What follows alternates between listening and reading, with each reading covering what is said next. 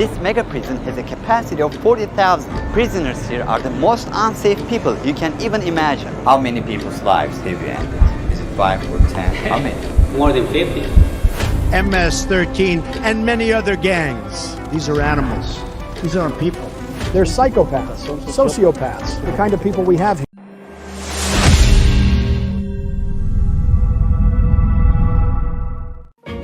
It stands like a fortress, a modern-day dungeon built to house the worst of the worst. Once you enter, you never leave. At least that's what they want you to believe. But what if someone did? What if one man defied the impossible and made it out? You won't believe what happened at the end of this video. The convoy of black armored trucks rumbled down the dusty road, their engines roaring like thunder. Inside, 2,000 men sat shackled, their heads shaved, their bodies covered in inked symbols of their past lives. MS-13, Barrio 18, death threats, allegiance markings. Their faces were blank, but their eyes held a flicker of something between rage and resignation. As the prison gates yawned open, guards in black masks and riot gear stood motionless, gripping rifles, their fingers twitching near the triggers. The prisoners were ordered out, their bare feet slapping against the cold, lifeless concrete. Overhead, drones hovered, cameras blinking, watching their every move. This was CECOT, the Centro de Confinamiento del Terrorismo, the world's largest mega prison, and for these men, the last stop before oblivion. For decades, El Salvador had been a nation held hostage. Street corners belonged to the gangs. MS-13 and Barrio 18 ruled entire neighborhoods like warlords, and businesses paid protection fees, or else. People were murdered for wearing the wrong color, living in the wrong street, or simply refusing to bow to the gangs. For too long, fear was the law. Then in March 2022, everything changed. President Nayib Bukele, in an unprecedented move, declared a state of emergency after a spike in gang killings left 87 people dead in a single weekend. The police and military swept through cities like a storm, arresting anyone with suspected ties to the gangs. Mass trials, packed prisons, and brutal crackdowns followed. But the problem was space. Where do you put 60,000 newly arrested gang members? The answer came in February 2023, when Bukele unveiled CECOT, a fortress built to house 40,000 prisoners, a place designed not just to imprison, but to erase the very presence of gang culture from the nation. Inside the fortress, CECOT was a monstrosity of modern security. 30-foot-high concrete walls lined with razor wire and watchtowers. Cell blocks with no windows, no beds, just concrete slabs to sleep on. 24/7 surveillance, AI-powered cameras tracking every movement. No visitors, no phone calls, no chance of escape. Inside, prisoners were stripped of identity, their tattoos now meaningless. There was no gang hierarchy here, no room for deals, no way to communicate. Only silence, steel, and discipline. For the government, this was justice. For human rights organizations, this was a humanitarian catastrophe. But for ordinary Salvadorans, many saw it as a miracle. The streets were calmer, safer, but at what cost? As the last of the prisoners were marched into their cells, a massive steel door slammed shut, sealing them inside. President Bukele took to social media, posting chilling images of the transfer with a caption, "They will never return to the streets." But outside the towering walls of CECOT, a question lingered. Was this the end of El Salvador's nightmare, or the beginning of something even darker?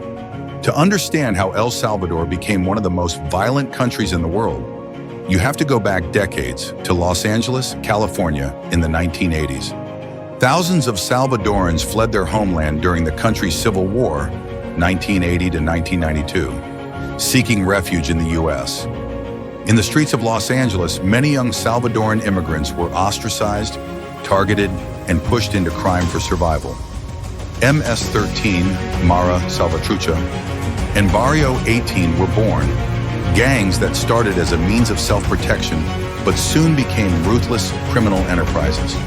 When the U.S. began mass deportations in the 1990s and 2000s, thousands of gang members were sent back to El Salvador, a country already struggling with poverty, weak institutions, and political instability. The gangs didn't disappear. Instead, they found fertile ground in El Salvador's broken system and flourished. By the early 2010s, MS-13 and Barrio 18 controlled entire cities. They weren't just gangs, they were governments within the government. For ordinary Salvadorans, daily life was like walking through a minefield. Extortion became the economy. Every business, from large companies to street vendors, had to pay rent to the gangs or face the consequences. Public transportation was deadly. Bus drivers who refused to pay were burned alive inside their vehicles as a warning. Children were forced into gang life. Boys as young as 10 years old were recruited or killed if they resisted. Even the police were powerless. In some areas, officers were too afraid to enter. The government tried different strategies to combat the violence, but each attempt backfired. 2003, Mano Dura, Iron Fist, policies, mass arrests of suspected gang members. Prisons became recruitment centers where gangs grew stronger instead of weaker. 2012, secret truce between the gangs. The government negotiated peace between MS-13 and Barrio 18, hoping to lower homicide rates. Killings dropped, but extortion and disappearances skyrocketed. The truce collapsed, leading to even deadlier violence. 2015, the bloodiest year. El Salvador's homicide rate reached 103 murders per 100,000 people, the highest in the world. The country was officially the most dangerous place outside of a war zone. Then came March 2022. Over a single weekend, 87 people were murdered, many in broad daylight. The government had enough. President Bukele declared a state of emergency and launched the largest gang crackdown in Salvadoran history. 60,000 arrests, no trials, no second chances. But this was not just an arrest campaign, this was a war. The rules had changed. Inside gang-controlled neighborhoods, fear shifted. The hunters had become the hunted, and the question was no longer whether Bukele would win, but what El Salvador would look like once the dust settled. As the last gang strongholds fell silent, families dared to walk the streets again. Businesses opened without paying extortion for the first time in years. But behind the celebration lurked an uneasy truth in the pursuit of security. El Salvador had given up something else. Freedom? Was this the beginning of a new era, or just another chapter in a long cycle of violence and power? That answer, many believed, lay behind the walls of CECOT. The air inside Centro de Confinamiento del Terrorismo, CECOT, was thick with the stench of sweat and fear. It wasn't just a prison, it was a machine designed to break men. The prisoners, once kings of the streets, now stood shaved, barefoot, and shackled, their tattoos meaningless, their gang affiliations erased by the cold, unfeeling walls. No names, no identities, just bodies in a system that did not care if they lived or died. CECOT was unlike any prison in history. It wasn't built for rehabilitation. It wasn't built for second chances. It was built for one purpose only, containment. Capacity, 40,000 prisoners, making it the largest prison in the Americas. Cell blocks, each housing hundreds of inmates, stacked in concrete cages with no windows, no beds, just hard floors to sleep on. Security, AI-powered cameras tracking every move, X-ray body scanners and motion detectors at every point.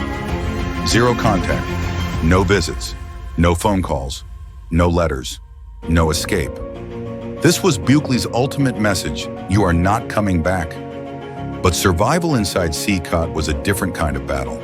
No talking, no looking around, no questioning orders. Meals were thrown onto the floor, forcing them to eat like animals. 24-hour surveillance, ensuring no gang meetings, no smuggled messages, no rebellion. In the past, prisons had been gang-run cities where MS-13 and Barrio 18 leaders called the shots from inside their cells, ordering killings, collecting extortion money, and expanding their power. But inside CECOT, there were no leaders, no generals, no lieutenants, just prisoners, stripped, dehumanized, and trapped in a world that did not belong to them anymore. The guards had one rule: break them before they break the system. For those who dared to test the rules, punishment was swift and brutal. 24-hour isolation cells, dark, windowless, no mattress, no blanket. Electric shock devices, used to keep prisoners from resisting. forced kneeling for hours, hands behind their heads, until their bodies collapsed from exhaustion. "There is no rest here," one former guard later said, "only waiting and suffering." But for many Salvadorans, this wasn't cruelty. This was justice. For years, gangs had tortured families, burned bus drivers alive, recruited children into their wars. Now the monsters were the ones in chains, and the country watched with satisfaction. Outside the walls of CECOT, El Salvador was changing. Murders had dropped by 90%, a statistic unheard of in the country's history. Gang graffiti disappeared, their symbols replaced by a new mark: government control. Tourists returned, walking the streets that were once considered war zones. For the first time, El Salvador was not defined by fear. But beneath the success stories, the questions remained. How long could this last? What happened to those wrongly accused? And what would happen if one day the prison gates opened again? As the prisoners of CECOT faded into the shadows of history, El Salvador stood at a crossroads. Had Bukele saved the country, or had he just built a new kind of prison for the entire nation? The streets of San Salvador, once ruled by the iron grip of gang violence, were now eerily peaceful. No more gunshots in the night. No more extortion notes slipped under shop doors. Families strolled through markets without glancing over their shoulders. But beneath the surface, a new kind of fear had settled in. A fear of the government itself. The mass incarceration of over 60,000 suspected gang members was hailed as a victory. But in Bukele's El Salvador, arrests did not always come with evidence, trials, or rights. The emergency decree suspended constitutional protections. Suspects were arrested without warrants. Judges were ordered to approve mass detentions with little review. Anyone with tattoos, a certain walk, or a gang-affiliated neighborhood was at risk. The prisons filled not just with hardened criminals, but also with innocents, young men who had never touched a gun, fathers caught in the wrong place at the wrong time, teenagers whose only crime was living in a gang-controlled area. Publicly, El Salvador celebrated its transformation. The media was flooded with images of imprisoned gang members, heads shaved, hands cuffed, stripped of their former power. But for the families of those taken, there was no justice, only silence. Mothers searched for sons who had vanished overnight, swallowed by the system. Women lined up outside prisons, begging for proof their loved ones were still alive. Defense lawyers feared retaliation if they fought too hard for their clients. As El Salvador became one of the safest countries in Latin America, international human rights groups raised alarms. Were mass arrests sustainable or just a temporary fix? What happened when innocent people were locked away with true criminals? Was the government building a future or merely hiding the past? Before CECOT, prison belonged to the gangs. MS-13 and Barrio 18 had turned El Salvador's prisons into their headquarters. From behind bars, they had controlled drug routes, ordered assassinations, and dictated the lives of civilians. But now, their leaders were caged, their networks severed. No more weapons, no more smuggled cell phones. Their whispered threats meant nothing in the face of Bukele's unrelenting crackdown. For the first time in decades, the gangs weren't calling the shots. But was this victory absolute?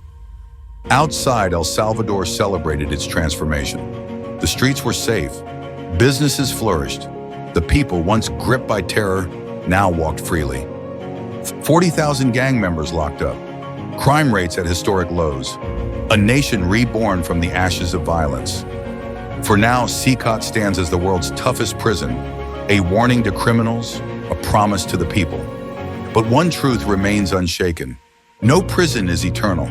And when the walls of CECOT begin to crack, the world will hold its breath, watching, waiting, asking the same question: what happens when the cage finally breaks?